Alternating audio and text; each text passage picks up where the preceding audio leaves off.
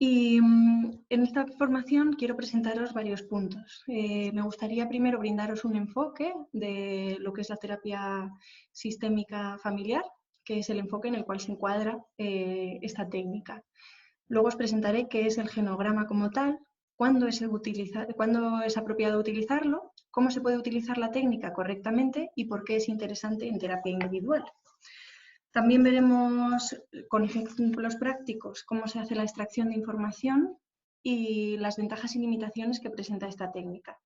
Luego, como ha dicho Mariby, tendremos un espacio de 25-30 minutos reservado para todas las dudas que tengáis que podáis escribir por el chat y os dejaré una serie de reseñas bibliográficas por si queréis ampliar la información que veamos en esta presentación.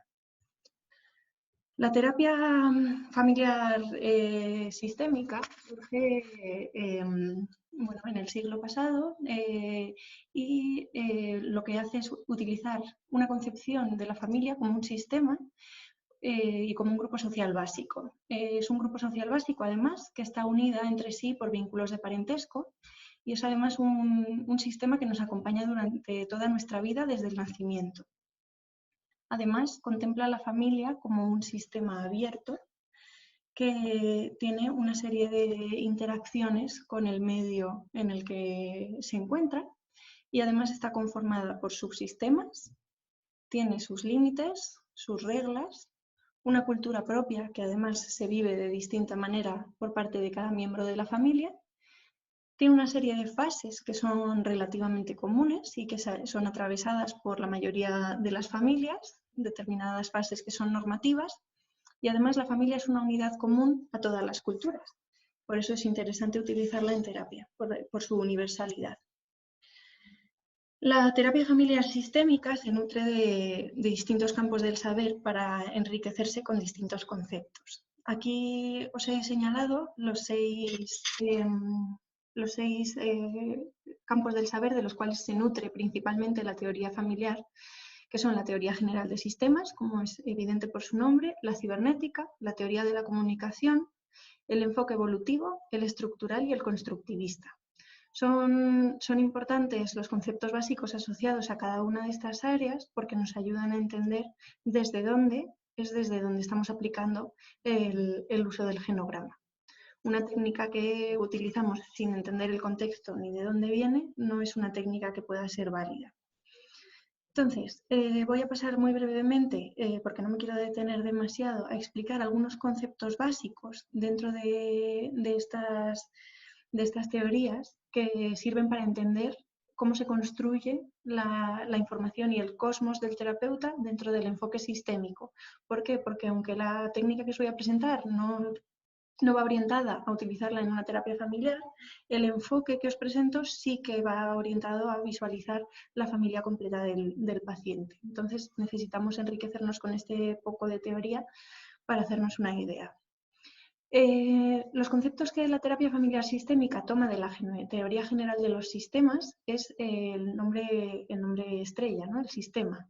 El sistema es un conjunto de elementos en interacción. Cada uno está determinado por el estado de los otros. Es un elemento flexible, es cambiante y es interactivo. Un sistema intercambia materia y energía con su entorno. Esto quiere decir que, además de ser modificado por su entorno, modifica al entorno, se encuentra en interacción, no es un circuito cerrado. También toma el concepto de totalidad y no sumatividad. Lo que quiere decir aquí es que el cambio en un elemento del sistema afecta al resto porque el sistema es algo más que la suma de sus partes, ¿no? Y la parte importante del sistema es la interacción entre todas las partes. Además, introduce el concepto de circularidad, que quiere decir que la relación entre dos elementos no es lineal. A no provoca B, sino que es circular. B refuerza con su comportamiento lo que A hace y viceversa. Los elementos dentro del sistema van interconectándose entre sí y van relacionándose. Y también el concepto de equifinalidad, que quiere decir que los cambios en el sistema están determinados por el proceso de cambio en sí. Por tanto, un mismo sistema, una misma familia, puede llegar a responder de la misma manera a una situación, pero que los procesos que la hayan llevado a decidirse por esa respuesta sean completamente diferentes. ¿Vale? Como os digo, son conceptos básicos, tampoco quiero profundizar mucho en ello, pero sí que quiero que os hagáis una idea de toda la teoría de la familia sistémica y por qué se entiende y se habla de esta manera, ¿vale? De la teoría de la cibernética también se cogen distintos conceptos, ¿vale? El principal concepto es el de feedback, quiere decir que las acciones de cada elemento del sistema se convierten en información válida para los demás. De esa manera, la información que cada miembro emite limita o favorece las interacciones con los demás. Entonces se van autorregulando. Y luego dos conceptos que van un poco de la mano. Por un lado, la homeostasis, y aquí incidiré porque luego lo veréis relacionado con los ejemplos prácticos que os pondré. La homeostasis hace referencia al mantenimiento que hace el sistema de su propio estado, de su propio equilibrio, a los esfuerzos que hace la familia por resistir el cambio. ¿Vale? Todas las familias, todos los sistemas se oponen de manera natural al cambio porque suelen estar en equilibrio, por tanto tienden a no romper el equilibrio. Y la morfogénesis, que es lo contrario, es el proceso que facilita el cambio, sabiendo que este cambio tiene un coste emocional y que por tanto necesita un momento, un ritmo, una energía y una meta. El cambio no puede ocurrir en cualquier momento, sino que el cambio necesita de estos 4 elementos: el momento, el ritmo, la energía y la meta. Por tanto, es importante cuando estemos delante de un paciente o de una familia tener en cuenta el ritmo, el momento, la energía y la meta de cada persona que tenemos delante. De la teoría de la comunicación extrae dos conceptos básicos. El primero es que es imposible no comunicar, que toda acción tiene un significado para el resto de miembros del sistema. Todo es comunicación dentro de un sistema. Y también introduce el concepto de las relaciones simétricas o complementarias. La disfuncionalidad viene cuando un miembro del sistema rompe la igualdad que existe y el otro miembro intenta recuperar el equilibrio. Si esto lo repiten todo el rato, se da una escalada que no se rompe. Entonces nosotros como terapeutas necesitamos ayudarles a encontrar ese equilibrio que se ha perdido de manera distinta.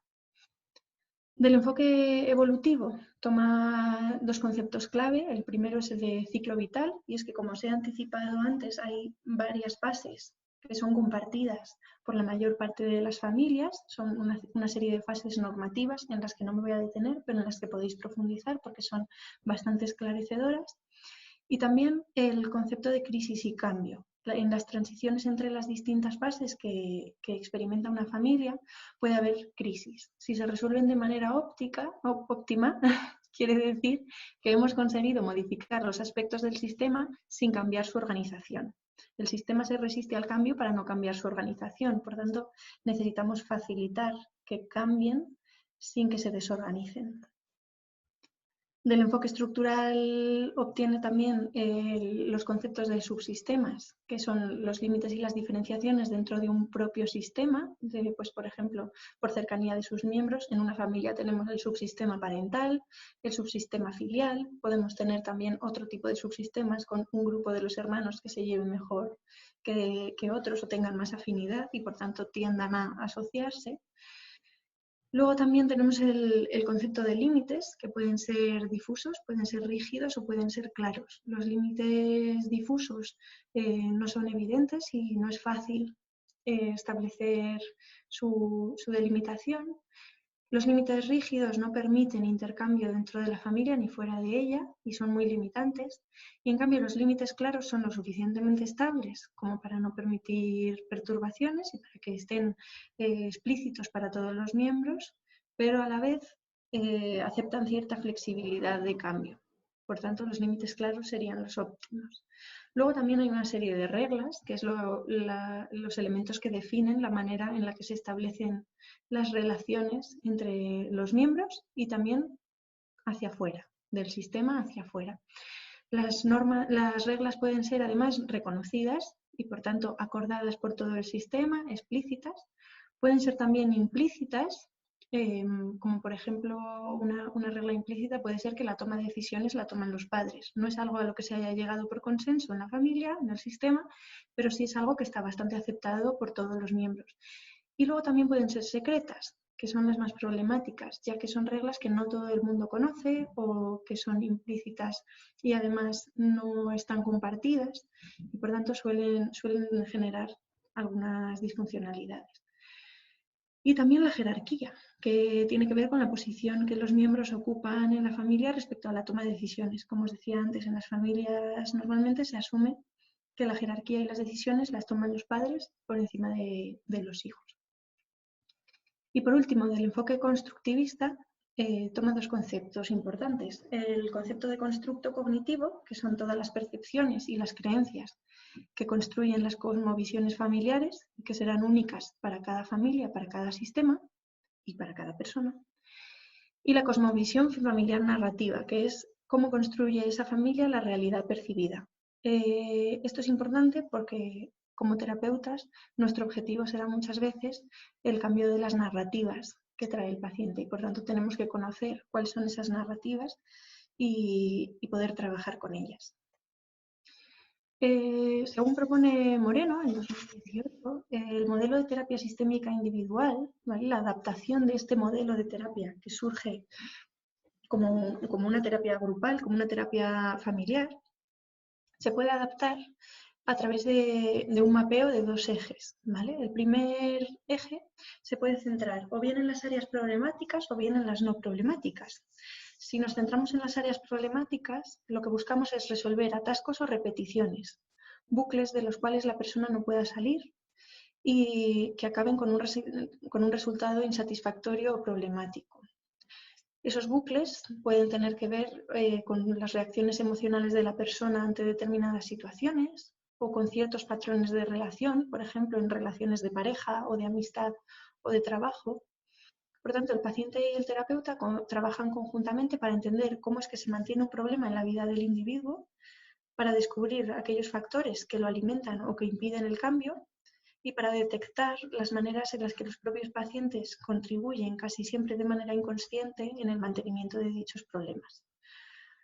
Cuando por el contrario ponemos el foco en lo no problemático, lo que interesa es detectar las soluciones, aquellas cosas que la persona ya está haciendo y que la acercan al objetivo o a lo que desea para su vida. Por tanto, el foco se coloca en el cambio y la terapia va encaminada a establecer y potenciar un plan de acción para convertir esas aspiraciones que pueda tener la persona en una realidad. El otro eje del mapa sobre el que trabajamos se refiere a las dimensiones individual, interpersonal y social de la persona. Este eje busca, en el plano individual, el desarrollar una capacidad mejor para conectar con experiencias, emociones, creencias y mapas, para conectar mejor con todo lo que el paciente trae y que le sirve para interpretar la realidad y para navegar el mundo. Haciendo esto y explicando aspectos de su experiencia interna, lo que hacemos es desvelar las áreas que interesa trabajar y las áreas que cuesta trabajar debido a que provocan cierto sufrimiento o ciertas emociones difíciles de manejar como vergüenza o culpa. Lo que vamos a buscar es explicitar todas esas cosas. Y también se permite la exploración de la dimensión individual de la persona, lo que permite es poner de manifiesto los recursos de solución que ya poseen los pacientes. En el plano interpersonal vamos a explorar las relaciones significativas del paciente y su manera de vincularse con otras personas relevantes. Intentamos tanto descubrir los patrones que tiene de relacionarse como intentar nuevas propuestas de relación. Esto además incide directamente sobre su autoconcepto. Y en el plano social vamos a cuestionarnos su contexto, las situaciones que vive, la disfuncionalidad de estas situaciones, especialmente si está viviendo situaciones opresivas, situaciones de estrés laboral, por ejemplo, situaciones de desigualdad, y también las narrativas acerca de lo que el paciente considera normal, establecido, deseable o exitoso. Vamos a desafiar todas esas creencias que tienen una raíz común en la familia de origen. Todas estas cosas que os estoy comentando se relacionan directamente con nuestra familia, que es el nicho en el cual vamos desarrollando tanto nuestros esquemas como nuestras narrativas, las ideas sobre nosotros mismos. Por eso es tan importante el genograma. Si no sé de dónde vengo, ¿cómo voy a saber a dónde voy? Por tanto, mediante el uso del genograma, lo que podemos revelar es las relaciones que el paciente establece de circularidad, cómo se relaciona con otras personas significativas, también los esfuerzos que ha hecho la familia o el propio paciente por mantenerse inalterado, las estrategias que se han puesto ya en marcha ante el cambio su manera de comunicar, los límites y la claridad, las reglas de conducta individuales y la construcción de la narrativa del individuo. ¿De acuerdo? Esto es un resumen de lo que os acabo de contar. ¿Qué es un genograma? Yo no sé si todas las personas que estáis conectadas ahora mismo habéis visto alguna vez un genograma. Esto es un ejemplo de genograma, que como veis es un pequeño árbol con símbolos y con determinadas líneas que van uniendo esos símbolos. Los orígenes del genograma se remontan a 1978 con Bowen. Bowen inicialmente lo propone esto del genograma como una prueba para su teoría. Él quiere testar su teoría, que establece que los síntomas son el resultado de conflictos no resueltos con la familia de origen y que además son transmitidos hacia un individuo a través de las generaciones. Bowen tiene una mirada muy médica y lo que le interesa es utilizar el genograma como herramienta de prevención, diagnóstico y tratamiento de diversos desórdenes, tanto a nivel fisiológico como anatómico, como psicológico y como social. Él utiliza el genograma para intentar averiguar enfermedades o dificultades físicas y emocionales que tiendan a repetirse en la familia de generación en generación y valorando el impacto que eso tiene en un individuo. Entonces, lo que nos ofrece el genograma desde la perspectiva de Bowen es un mapa de rutas del sistema de relación familiar. Entonces, nos ayuda a organizar los datos y a recabar información de manera más lúdica o más amable sobre límites físicos, emocionales y conductuales tanto de la persona individuo que consulta como de la familia, si es que es una familia. Y nos abre una ventana a toda esa cosmología. Luego, McGoldrick y Gerson elaboran en 1993 el manual principal acerca del genograma, en el que se dedican a hacer una revisión sistemática de todo lo que se sabe. Y, bueno, de hecho lo hacen un poco antes, en el 87, y en el 93 van adaptando y recogiendo los cambios. Pero bueno, comparten la definición de Bowen y además amplían esta definición y dicen que el genograma lo que es un formato para dibujar un árbol familiar que pueda registrar información sobre los miembros de una familia y sus relaciones durante por lo menos 3 generaciones.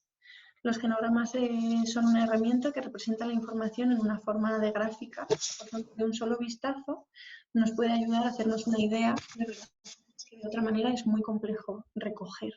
Es muy complejo recoger la información que nos da la familia. Aparte, hay una simbología universal dentro del genograma y sobre todo lo viven ellos como una herramienta para el terapeuta. Por tanto, el genograma es un gráfico en árbol que recoge información sobre el sistema, que debe constar de nombres y edades de por lo menos 3 generaciones y que además puede recoger muchísima información. Es una herramienta que puede ser muy grande. Permite además indagar en las relaciones significativas. Y esto es importante, está sujeto a cambios. El genograma depende mucho del momento vital en el que estemos. Recoge una especie de radiografía o de fotografía de una familia. Evidentemente, si se repite un genograma 10 años después, pueden haber habido cambios, puede haber habido fallecimientos, matrimonios, nacimientos, pueden haber cambiado las relaciones, puede haber habido enfados, reconciliaciones. Por tanto, el genograma lo que nos ofrece es esa fotografía estática del momento concreto en el que estamos. Y además proporciona una mezcla de información objetiva y subjetiva. Ahora veremos por qué, pero el genograma por un lado recoge datos bastante objetivos, como fechas de nacimiento, edades, nombres, relaciones de parentesco, pero luego también recoge mucha información subjetiva, relaciones percibidas, secretos familiares, manera de vincularse de una persona, de otra, cómo se ha vivido un determinado momento vital. Entonces, toda esa información tendremos que separarla, ya que, como os digo, tenemos esos dos tipos, información objetiva y subjetiva mezclada. ¿Cuándo es apropiado utilizar el genograma? Bueno, precisamente por lo que os decía, de que el genograma es una herramienta que nos da una fotografía, lo apropiado es ir utilizándola de manera distinta. Es un proceso continuo. Entonces, el genograma, aunque lo elaboremos en la primera sesión para hacernos una idea de cómo está estructurada la familia, va a estar sujeto a constantes revisiones a lo largo del proceso terapéutico. El genograma podría tener dos etapas diferenciadas de elaboración, una estructural y otra relacional. En la parte estructural lo que hacemos es recoger toda la información acerca de la forma del acerca de la forma de la familia y las relaciones. Pues vamos recogiendo nombres, datos, edades, abuelos, tíos, primos, en fin, hacemos ese esquema, ese arbolito que os he enseñado al principio. Por otro lado, el fallecimiento también se marca con un aspa, ¿vale? Normalmente dejando la edad a la que falleció el paciente dentro del genograma, dentro del cuadrado, dentro del círculo, dentro del símbolo, e incluimos fecha de nacimiento y de fallecimiento porque serán relevantes probablemente dentro de la historia familiar. Luego, las relaciones de unión entre distintos miembros del genograma se representan de distintas maneras. Como os digo, hay toda una simbología para que de un vistazo tengáis esa información accesible y una vez controláis los símbolos básicos, es bastante sencillo el hacernos una idea del dibujo que tenemos delante, por así decirlo. Matrimonio se representa con una línea recta, como veis arriba a la izquierda, y además se añade la fecha del enlace. Si ha habido un divorcio, esa línea de matrimonio se separa por dos rayitas y se incluye, además de la fecha de matrimonio, de la fecha del enlace, se incluye la fecha de la separación. Si son una pareja de novios o que no se han unido legalmente, se puntea la relación y además, si de haberla, se incluye el año de convivencia, cuando iniciaron esa convivencia. Y luego también se puede dar la separación, no del divorcio, sino la separación de los miembros y se haría igual. Lo que pasa es que en vez de dos rayas se incluiría solo una. Luego, puede haber matrimonios múltiples dentro de nuestro propio genograma, entonces lo que haríamos sería unir, en este caso estamos viendo al hombre de 67 años que ha contraído tres matrimonios, pues se irían poniendo en orden cronológico de izquierda a derecha y se irían añadiendo tanto la modalidad de separación como la fecha de separación. En este caso podéis ver a un hombre que se casó en el 1985 con una mujer de 59 años y se separó en 1990. Posteriormente, en 1990, se volvió a casar con una mujer de 60 años. Se separó en 1994, se divorció de hecho en 1994 y se volvió a casar con una mujer de 55 años en 1995 con la que actualmente sigue casado. También podemos recoger matrimonios múltiples de uno de los miembros, de dos de los miembros, ¿no? En el árbol que veis arriba solo estamos recogiendo información sobre el hombre de 67 años, pero en este caso incluimos también un segundo matrimonio de la mujer de 60 años.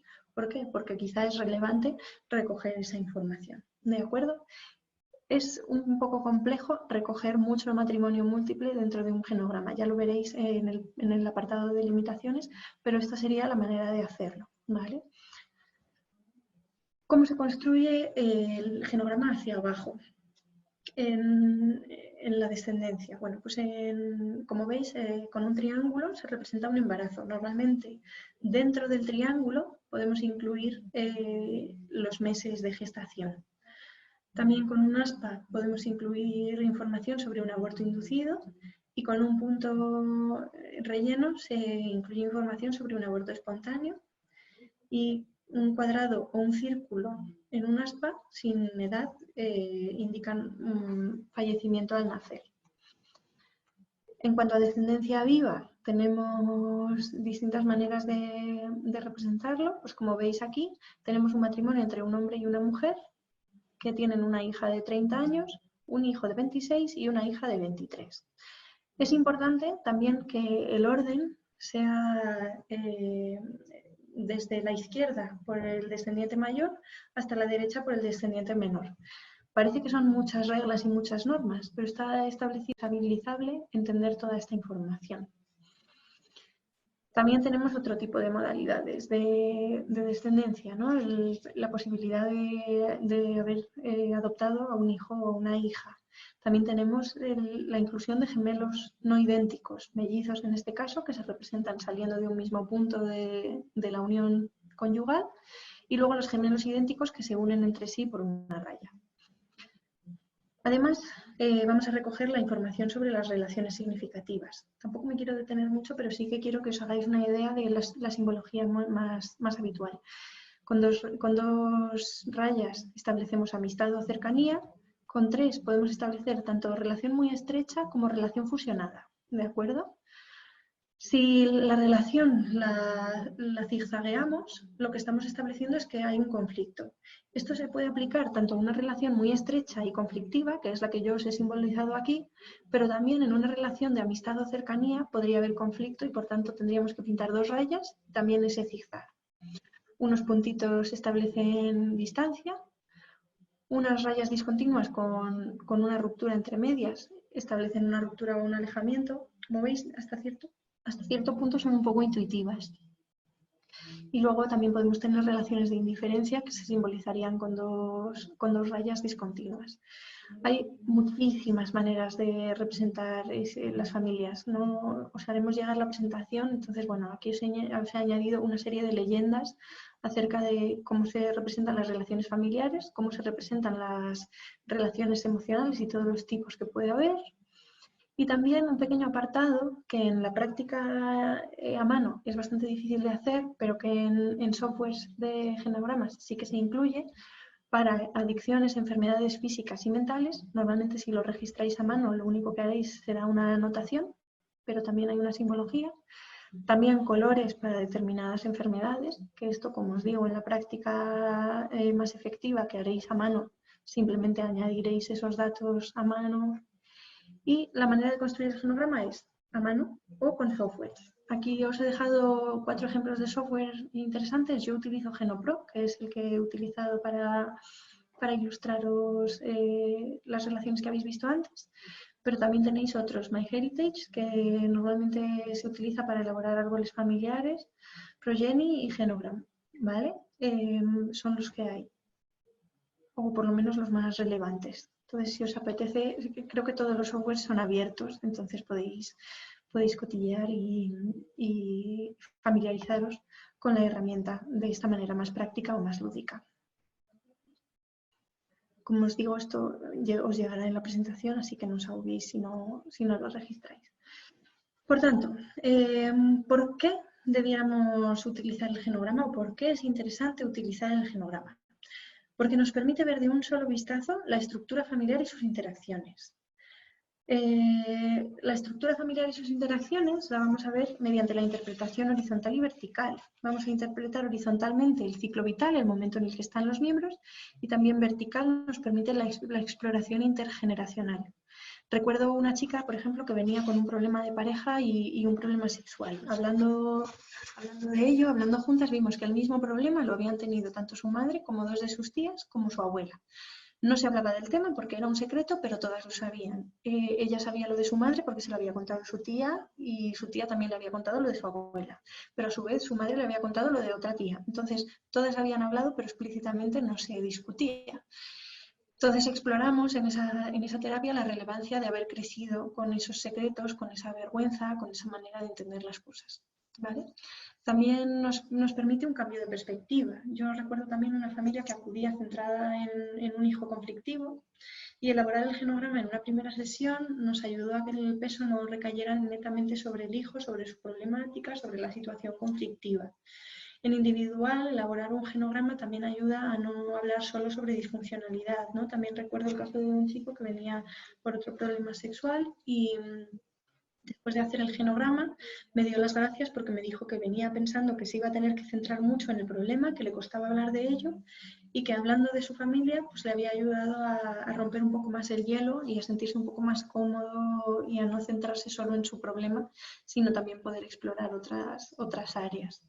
Luego también nos permite ver la organización intrafamiliar, ¿vale? Pues también recuerdo una situación en la que una chica se dio cuenta de que mientras elaborábamos el genograma, de que en los problemas emocionales de un miembro de la familia solo estaban presentes las mujeres dentro de su familia.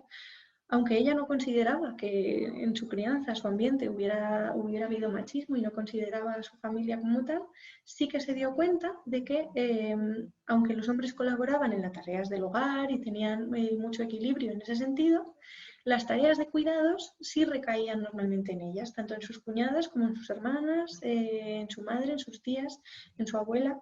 Entonces se vio cómo la familia se organizaba en torno a las mujeres cuando había algún problema emocional dentro de la familia.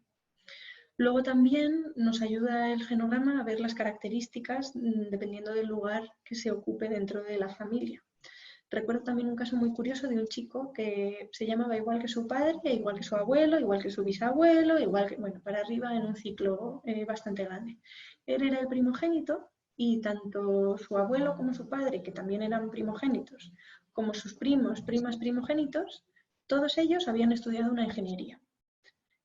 De eso él no se había dado cuenta o no había hecho la asociación. Él, en cambio, estaba cursando filología clásica y a pesar de que era un apasionado de su carrera, sentía una frustración vital inexplicable, ¿no? Y elaborando el genograma y sacando la información, él fue el que se pudo dar cuenta de todo este patrón de que de alguna manera se esperaba implícitamente que el primogénito fuera ingeniero, ¿no? Entonces, fue un caso bastante curioso en el que él se dio cuenta de todo esto a raíz de hacer el genograma. ¿Por qué? Inciso, porque yo además elaboro el genograma con la persona con la que estoy trabajando, ¿de acuerdo? No lo elaboro para mí, no lo coloco mirando hacia adelante de mí y sin poderlo ver, sino que normalmente lo coloco entre la persona que tengo delante y yo. De esta manera vamos construyendo el genograma juntos y se va nutriendo. No tengo que hacer un interrogatorio para que la persona me vaya contando, sino que me empieza a contar de manera más orgánica. Me dice, pues mira, esta persona es importante, esta persona es relevante, y me va ligando las cosas para que no parezca eso pues un tercer grado.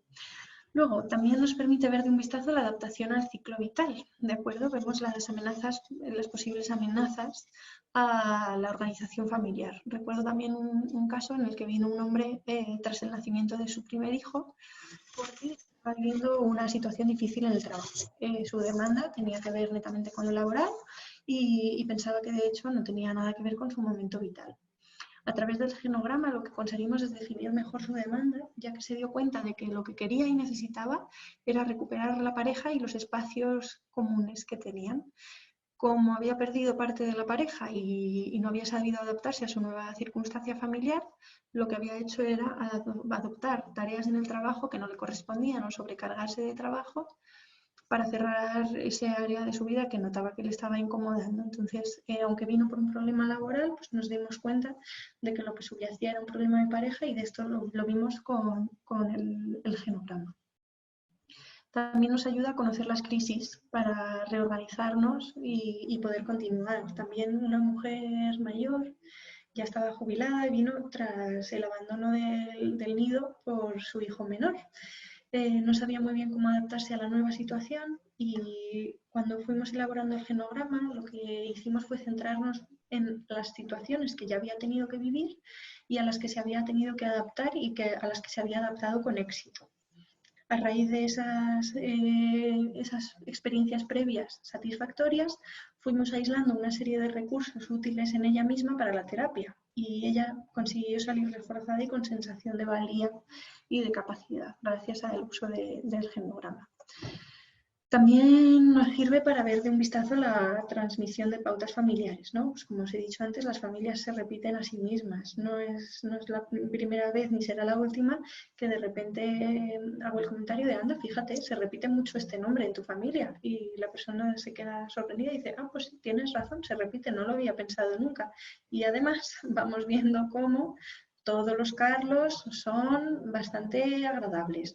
Las Marías son enfadicas. En fin, vamos viendo una serie de repeticiones. También nos sirve para rastrear el flujo de ansiedad dentro del sistema familiar. A este respecto, recuerdo también un caso de una hija que viene a terapia y se desvela a la hora de hacer el genograma que está harta de que sus padres la introduzcan en sus conflictos, ¿no? La triangulen y cuando ellos tienen un conflicto, de alguna manera, pues o bien el padre vaya a ella para buscar complicidad o la madre le vaya a contar el problema para intentar que medie y arrastrada como a esa dinámica. Y se desveló también pues, esa altura y esa manera de funcionar. Luego también nos sirve para desvelar los acontecimientos vitales estresantes, ¿vale? Sirve para explicar si está pasando algo en concreto y el genograma nos ayuda a poner todas las piezas sobre el tablero, ¿no? A contemplar cosas que podríamos no estar contemplando. Como os decía antes en el ejemplo del señor que venía por un tema laboral, pero acababa de ser padre, pues al final el genograma nos ayudó a poner todo su contexto en un mismo plano. Luego también nos ayuda a ver si ha habido situaciones recurrentes de pérdidas, ¿vale? Recuerdo también a este sentido una chica que viene con una dificultad para las rupturas, ¿no? Cuando tiene relaciones de pareja tiene mucha dificultad como para dejar ir y para reponerse. Y explorando su genograma y la historia familiar vemos que su padre la abandona de niña. Su madre además viene a España, ella era latinoamericana y se muda a España su madre y la tiene que dejar con sus abuelos. Al poco tiempo no al poco tiempo, pasa un tiempo de la infancia con sus abuelos, pero sus dos abuelos fallecen en un corto periodo de tiempo, creo que en el plazo de un año. Se vuelve a ver sola, se muda a España con su madre, que además trabaja bastante y tiene que pasar mucho tiempo sola en casa. La madre además tenía una pareja que cuando ya se empezó a vincular con ella y cuando empiezan a coger confianza, pues se rompe. Cuando él ya había asumido el rol de padre, rompen la pareja. Entonces vemos que hay muchos abandonos no elaborados a los que ella no les había dado más importancia, pero que emocionalmente a ella la suponen mucho desgaste, ¿vale? También podemos ver recurrencia en fechas, edades o acontecimientos significativos. Pues recuerdo también como muy significativo un señor de 59 años que me vino con muchísima angustia vital. No sabía explicar por qué, pero tenía mucha angustia, surgida además como de la noche a la mañana, no podía detectar nada que hubiera cambiado. Entonces, a través del genograma fuimos explorando y vimos que los hombres en su familia, que además tenían tendencia a la obesidad como él, no habían sobrepasado los 60 años. Su abuelo murió con 55, su padre con 59, de hecho un mes antes de cumplir los 60, su hermano mayor había muerto a los 57 años y pues, se explicó de dónde venía como esa recurrencia en fechas que a él le estaba afectando. Y luego también podemos ver situaciones críticas ligadas a tensiones en la historia familiar, pues asociadas, por ejemplo, a alguna celebración, a festividades, nacimientos. Pues recuerdo también un caso de una mamá embarazada que estaba viviendo mucha tensión, su situación de embarazo, ya que dentro de la familia se había vivido la imposibilidad de ser madre de su hermana. Su hermana se había querido quedar embarazada durante mucho tiempo, había tenido muchos procesos de búsqueda de embarazo, de intento de embarazo sin conseguirlo, y aunque no había nada explícito, aunque su hermana no, ni mucho menos estaba disgustada ni expresándolo, ella misma estaba viviendo con tensión el hecho de estar embarazada, precisamente por toda esa historia que había habido en su familia. Y luego también nos permite ver las pautas vinculares, las maneras de vincularse que pueden tener los pacientes que vienen a terapia, las relaciones de cercanía, cómo se viven, qué significa tener cercanía, qué significa tener distancia, qué significa tener un conflicto, etc.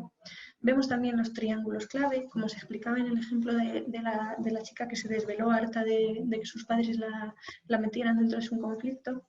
Bowen dice que no puede haber una relación conflictiva entre dos sin que introduzcan a un tercero como intento de equilibrar la relación. Entonces dice que en las familias por lo general se suelen dar triángulos y la manera de representar la información con el genograma nos puede ayudar a ver todos esos triángulos. Y luego también las coaliciones. Pues las coaliciones ocurren cuando en un triángulo dos personas se vinculan contra otra, ¿no? Pues por ejemplo, había también un caso de una madre que ante el alcoholismo de su marido, que era como por etapas, el marido no era alcohólico constantemente, sino que tenía como etapas recurrentes de alcoholismo, cuando el marido entraba en un bucle de alcoholismo, le daba como potestad a su hijo mayor para cuidar de sus hermanas, de hecho también lo parentalizaba, se iba a su habitación por la noche y hablaban de muchas cosas, como si fueran pues eso, matrimonio que has hecho y demás. Y luego cuando el marido salía de ese bucle de alcoholismo, volvía de nuevo a unirse con el marido y dejando al hijo, ¿no? Entonces eso provocaba bastante conflicto y esa manera de coaligarse provocaba mucha tensión. Entonces, bueno, estas son las cosas que nos permite ver de un plumazo el genograma. Como veis, si lo manejáis bien, podéis sacar muchísima información de él, ¿vale? La terapia individual, además, dentro de esto nos va a servir para cambiar todos estos patrones. ¿Cómo se construye un genograma y qué ejemplos podemos tener? Aquí os voy a ir intercalando información con representaciones gráficas de casos concretos que he tenido en mi práctica profesional. La entrevista con la que elaboramos el genograma es de vital importancia. ¿Por qué? Porque tiene que haber una cierta coherencia en cómo lo hacemos. Tenemos que ir del problema actual al contexto mayor. Tenemos que ir de lo fácil a lo difícil, por así decirlo. Entonces tenemos que ir de lo concreto a lo abstracto, como si fueran una serie de olas que se van expandiendo cuando tiramos una piedra al río. Vamos del problema actual al contexto mayor, también vamos de la familia inmediata a la familia extensa, también vamos de la situación actual a una cronología histórica de todos los hechos familiares, ¿de acuerdo? Vamos del momento presente a un contexto más amplio, de preguntas fáciles y no amenazadoras, como por ejemplo edades, relaciones, etcétera, a cuestiones más difíciles y que provocan más ansiedad, ¿vale? Conflictos explícitos o implícitos y a determinados problemas que se pueden estar viviendo en la familia. Y también vamos a ir de hechos obvios a juicios y evaluaciones sobre el funcionamiento y las relaciones y también a elaborar ciertas hipótesis sobre pautas familiares. Empezaremos con información concreta e iremos convirtiéndola en algo más abstracto. Entonces, empezamos, ya os digo que no tenéis que anotar todas estas preguntas porque iré un poco deprisa para no comernos el tiempo. Vamos a empezar explorando el problema con el que viene, la demanda y el hogar inmediato, ¿vale? Exploraremos quién vive en la casa, quiénes son los padres, dónde viven el resto de familiares, quién conoce el problema y cuál es su visión, etcétera, etcétera. Aquí, por ejemplo, como veis, el genograma tiene en la esquina inferior izquierda el año, se ve un poco chiquitito, pero tenéis el año en el que se elabora, en 2018, y aquí vamos viendo a Patricia, que es la paciente identificada, es la paciente que acude a consulta. Patricia, 25 años, mujer, y tiene un hermano que se llama Mauro, de 27 años, y luego sus padres son José Antonio, de 83, y María Rosa, de 66. Están divorciados y además recoge esta línea discontinua que hay alrededor de Mauro y María Rosa, recoge el hogar familiar, ¿de acuerdo? En este caso no vivían con Patricia, pero sí que a ella le pareció significativo decirme que su madre y su hermano vivían juntos en Badajoz y ella en cambio estaba aquí en Madrid. Por tanto era relevante para la terapia y acabó aquí recogido. Empezamos como algo rutinario, pues cuéntame quién eres, quiénes son tus padres, quiénes son tus hermanos. Vamos a lo pequeño, a lo fácil, a lo cómodo.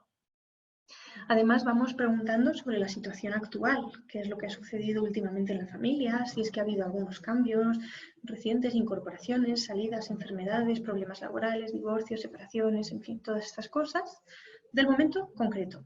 Y luego ya empezamos con un contexto familiar más amplio. Empezamos o bien con la familia de la madre o bien con la del padre, para no ir mezclando y para que la persona se coloque en situación. Y vamos viendo que el número de hermanos, qué posición ocupa la madre o el padre, cuál es su edad, si vive o ha fallecido, si ha fallecido, cuál es la causa de la muerte. En fin, vamos destacando un poco los datos sobre cómo se conocieron sus padres, la relación, etc. Aquí, como veis, se va ampliando ese pequeño genograma que os he enseñado antes y empezamos con la familia de la madre, con la familia de María Rosa. Vamos incluyendo pues, a Mauro y a Eloísa, que eran los padres de María Rosa, pero que han fallecido los dos, como podéis ver por las aspas que hay en sus circulitos. Además, Eloísa falleció muy joven, falleció a los 50 años y eso fue un evento significativo dentro de la familia. Entonces, muchas veces, por la edad de la persona que fallece, nos podemos hacer una idea sobre qué cosas tenemos que indagar o qué tenemos que preguntar. Y vamos viendo cómo se establece pues, su tía Eloísa, su tío Jorge, vamos dibujando esta familia de manera estructural. Incluimos también una pareja de su abuelo, ya que al haber fallecido tan joven su mujer, él se volvió a juntar con una mujer, pero no se casaron. Entonces está recogida como una pareja. Entonces, bueno, como veis, vamos construyéndolo poco a poco, no de manera agresiva, sino poco a poco. De hecho, muchas veces no tiene por qué ser algo que se haga en una misma sesión, como os he dicho antes. Vamos recogiendo los hechos, las fechas de nacimiento, separación, divorcio, pues aquí, como veis, he ido recogiendo fechas de fallecimiento, etcétera, etcétera. La posición de los hermanos, educación, etcétera, etcétera. Y luego, a medida que van saliendo nuevos datos, también intercalo preguntas sobre cómo reacciona la familia y cómo funciona. Pues, por ejemplo, cuando me contó el fallecimiento de su abuela tan joven, pregunto cómo reaccionó la familia cuando falleció la abuela, quién estuvo presente. Y aquí vemos, pues, por ejemplo, que la madre de mi paciente, María Rosa, había tenido que asumir mucha de la carga familiar cuando su madre fallece a los 50 años, ¿de acuerdo? También nos centramos en el momento presente y el problema de mi paciente, ¿no? Ella venía porque su situación familiar había cambiado y eso le generaba bastante ansiedad y ahora veremos por qué.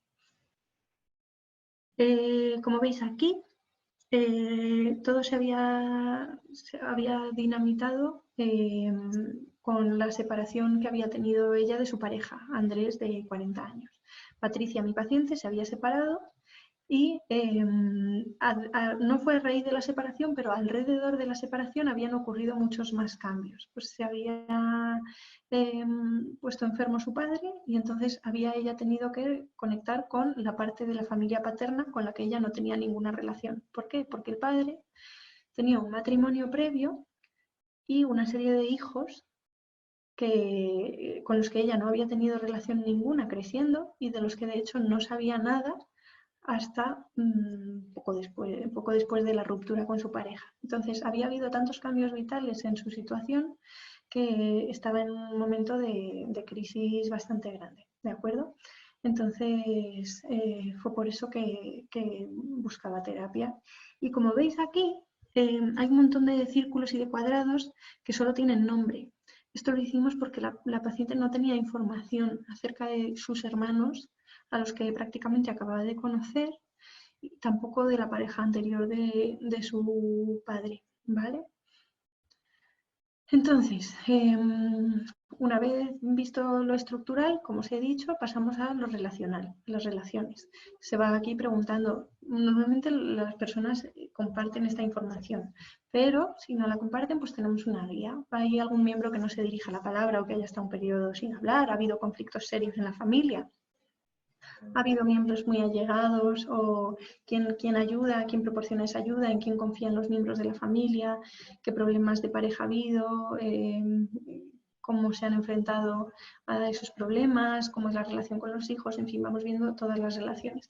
Aquí, como veis, pues ya incluyo determinadas rayas. Tanto mi paciente Patricia como su madre tienen muy buena relación con Eloísa, otra de las tías. El otro hermano de su madre tenía una relación muy estrecha que de hecho ella me explicita cómo fusionaba con su madre, y su madre María Rosa no se lleva bien con su hermano menor, ¿vale? Y ahí ya veo conflictos, empiezo a indagar, bueno, me sirve para seguir abriendo pequeñas puertas que puedan explicar su manera de relacionarse con el mundo y su cosmología, para ver por qué está en un momento de crisis tan grande. ¿Vale? También en la entrevista vamos detectando los roles familiares, ¿vale? Con unas determinadas preguntas que aquí tenéis y en las que podéis profundizar. Ya os digo que no quiero detenerme para que tengamos tiempo de hacer todas las preguntas que necesitéis. También nos detenemos en ver los problemas sobre funcionamiento individual, si hay problemas serios médicos o psicológicos, depresiones, ansiedades, miedos, pérdidas de control, maltrato sexual o físico, algún problema preocupante, cuándo comenzaron, etcétera, etcétera, un poco la historia. Como os digo, esto normalmente yo no lo hago en la primera sesión porque me parece un poco agresivo, entonces lo voy completando, incluso no tengo por qué hacer sesiones netamente de genograma, sino que si sale información en algún momento del proceso terapéutico, lo voy incluyendo en el genograma. Antecedentes laborales también. Aquí tenéis otro ejemplo, ¿no? de otra familia en la que también hay pues, representados distintos formatos familiares, y aquí a simple vista lo que vemos son muchas separaciones en el área en la familia de su padre. Y luego en su historia significativa, ella era gemela, pero su hermana gemela falleció en el parto, ¿no? Entonces era también un dato relevante para ver cómo se habían enfrentado en esta familia a determinados conflictos. Al final el genograma lo que hace es explicitar cosas que a lo mejor de manera inconsciente no se comentan con el terapeuta, pero que tienen que ver con la situación actual. También, pues eso, vemos el uso de drogas y alcohol o problemas con la ley. Aquí, de hecho, en esta familia os la he puesto de ejemplo porque, no sé si se verá aquí, pero Carmelo, a ver, es que no sé si esta pantalla también la veis vosotros, pero a mí me lo tapa de repente la... A ver, vemos aquí Carmelo, que aquí no se explicita, pero había fallecido, y vemos que era un tío suyo que había fallecido por consumo de drogas. Entonces eso había marcado mucho a esta familia y había supuesto un problema bastante grande. Entonces, bueno, pues mediante el genograma fuimos explorando de manera no agresiva y sin que se sintiera juzgada por su situación, y con un soporte visual, el que ella me pudiera ir contando todo esto, ¿vale? Luego yo también suelo incluir a veces otras preguntas de interés, que estas pues las he ido puliendo a lo largo de la práctica, ¿no? Pues les pido que con 3 palabras definan a sus padre y madre, y que me expliciten qué características suyas tienen de su padre y de su madre. También les pregunto cómo resuelven los conflictos. Pues mira, por ejemplo, empiezo preguntándoles cómo se solucionan los conflictos en esta familia grande, la familia grande de su padre, y cómo se solucionan los conflictos en la familia grande de su madre. Y una vez me ha contado sus maneras de resolver conflictos, le pregunto también que su madre y su padre y ella, es decir, su familia más cercana, cómo resuelven los conflictos, para ver también qué estilo de resolución prevalece, si es que no tienen un mismo estilo de relación las distintas familias. También habéis visto aquí pues, que voy señalando estas preguntas que os decía antes, las definiciones tanto de la madre como de su padre y lo que ella se atribuía de cada uno de ellos. Entonces eso también me sirve en un primer momento para obtener bastante información acerca de la persona sin tener que hacer entrevistas larguísimas o sin tener que indagar demasiado. Brevemente, súper brevemente, os comento las ventajas que tiene el genograma y las limitaciones. Muchas ya las hemos visto, ¿no? Como veis, es un registro sistemático, es una lectura fácil, identifica patrones generacionales, permite además evaluar las relaciones entre el entorno familiar y determinadas enfermedades o situaciones problemáticas, y nos ayuda a reestructurar los problemas presentes. En fin, detecta la etapa del ciclo vital, todas estas cosas de los porqués que ya os había comentado. Favorece la elaboración de hipótesis, favorece además el vínculo terapéutico al tener algo de lo que hablar y poder hablar de ello tranquilamente sin presiones o juicios. Y también permite intercambiar información emocionalmente importante de manera relajada, como si fuera algo rutinario, como si fuera rellenar una ficha. Pero tiene limitaciones. No todos los ámbitos profesionales comprenden su lectura. Por tanto, si estáis trabajando en red con otro tipo de profesionales, no tenéis por qué poder intercambiar esta información. Si en trabajo social, por ejemplo, se utiliza mucho, en psicología también, pero bueno, pues no es algo universalizado. También podemos encontrarnos con la no disposición del paciente a compartir determinada información. Esto puede pasar y tampoco tenemos que encabezonarnos cuando utilizar el genograma. Yo, cuando hay una resistencia así por parte del paciente, o espero a que el vínculo sea mejor o que se propicie, o lo voy haciendo de otras maneras. También es una gran inversión de tiempo que en determinados contextos terapéuticos pues no tiene por qué ser fácil, ¿no? Si estáis en una práctica clínica limitada por el tiempo, no es fácil utilizar un genograma de manera correcta.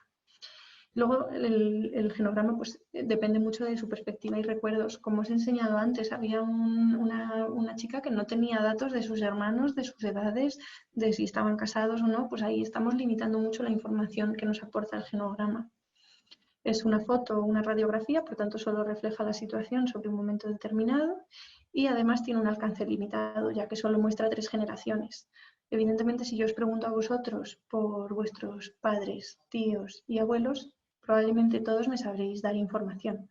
Ahora, si ya empiezo a indagar sobre bisabuelos, tíos abuelos, familia más extensa, primos segundos, etcétera, etcétera, pues ya se complica la cosa. La simbología no tiene por qué ser universal. Necesitamos como terapeutas estar muy abiertos a recoger todo tipo de información. Algunos genogramas pueden resultar bastante complejos, en particular los que incluyen muchos matrimonios múltiples o muchos problemas para representar toda esta información. Y luego, en terapia individual, en concreto, hay una limitación importante, que es que no se da el efecto Rashomon. El efecto Rashomon viene de una película japonesa en la que un mismo evento se contaba desde perspectivas diferentes. Una misma historia era contada de maneras distintas sin que esas versiones fueran incompatibles entre sí. Cuando elaboramos un genograma en terapia familiar, le pedimos a todos los miembros de la familia que nos den información sobre el genograma y por tanto estamos enriqueciendo todo eso. Pero cuando tenemos solo un individuo para elaborar el genograma, esa información es limitada y de hecho puede estar distorsionada por su visión subjetiva. Y por ahora he terminado, así que doy espacio y paso a que surjan todas las preguntas. Os he incluido aquí una bibliografía bastante extensa, tanto de terapia sistémica como de casos de uso del genograma en concreto. Y bueno, y os dejo también mi correo electrónico por si tenéis alguna duda más allá de las que podemos resolver ahora. Así que, Mariví, te dejo que gestiones. ¿Quieres estar al día de todo lo que ocurre en ISEP? Síguenos en las redes sociales y no te pierdas nada. Actualidad, entrevistas con expertos, masterclasses, sesiones clínicas, vida estudiantil, eventos y mucho más. Podrás encontrarnos en Facebook, Twitter, LinkedIn, Instagram y YouTube. Además, ahora podrás convertirte en el protagonista de nuestros perfiles sociales. ¿Cómo? Muy sencillo. Cuéntanos cómo está siendo tu experiencia en ISEP, muéstranos cómo es tu día a día o comparte las fotos de tus mejores momentos. Acuérdate de etiquetarnos o de usar el hashtag ExperienciaISEP. Así podremos compartir el contenido con el resto. Recuerda, juntos hacemos ISEP.